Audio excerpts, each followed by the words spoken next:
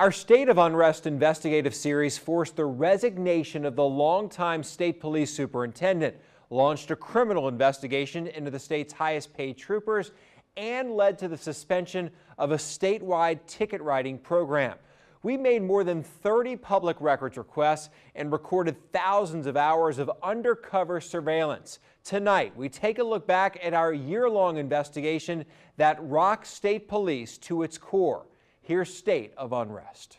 The shortest distance between 2 points is a straight line, right? But for 4 employees of Louisiana State Police, the trip from point A to point B comes with a 350-mile detour via Sin City.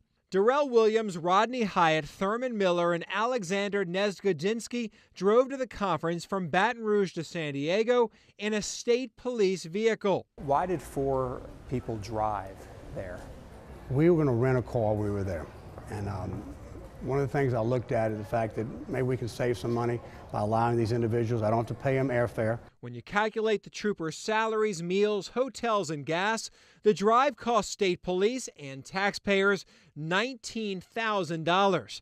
That doesn't include the costs once they reach San Diego. Comparatively, flying instead of driving would have cost a total of $5,000, and that includes a car rental in San Diego. Who thought driving there was going to be cheaper than flying them there? Well, when you first looked at the airfare, which was $300. Well, depending on when you bought that airfare, Lee.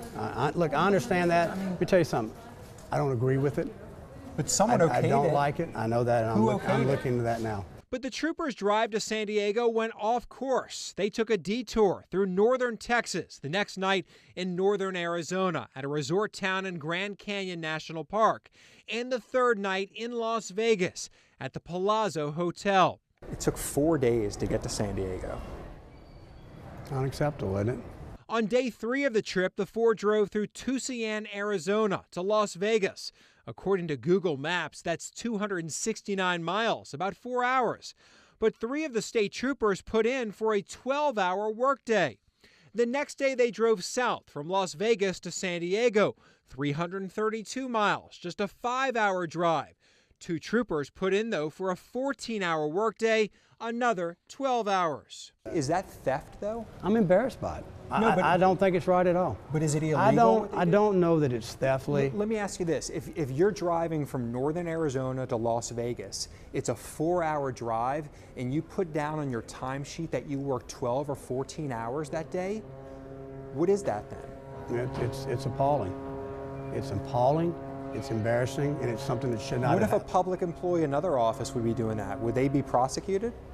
I'd look in the whole thing and let you know, Lee. I mean, that's something, I don't think it's criminal. I don't think the intention part of that is. The drive to San Diego took 4 days. Their drive back, just 3. They decided to take that straight line, driving mostly I-10, saving about 350 miles on the return trip. After our interview, Colonel Mike Edmondson launched an investigation and through a press release said he had just learned employees traveled through Las Vegas. But that may not be true. A last-minute check of the records revealed a significant finding. Here's a credit card statement for Darrell Williams with charges in Grand Canyon National Park and the Palazzo in Las Vegas. The signature of the supervisor who approved it is unrecognizable. But here's another document for Williams with what appears to be the same signature. And look at the name printed below it, Mike Edmondson. While the superintendent claims he didn't know about the trip, it appears he signed off on at least one expense report, essentially approving one employee's side trip through the Grand Canyon in Vegas, paid for with your money. Our findings were significant enough for U.S. Senator John Kennedy to call for Edmondson's resignation. The leadership over there needs to change. It's an embarrassment. They all ought to hide their heads in a bag. Our sources said the governor told Edmondson to retire or he'd be fired. Edmondson stepped down. A state police internal report released a few weeks ago says Edmondson was dishonest in this interview. As the signature suggests, the police report says Edmondson was obviously aware of the Las Vegas and Grand Canyon side trip and went to great lengths to cover up his knowledge of it. The report says Edmondson deleted text messages on Trooper Rodney Hyatt's phone that showed Edmondson knew about the trip. Edmondson asked Hyatt to hand over his phone, and Hyatt says Edmondson erased the messages.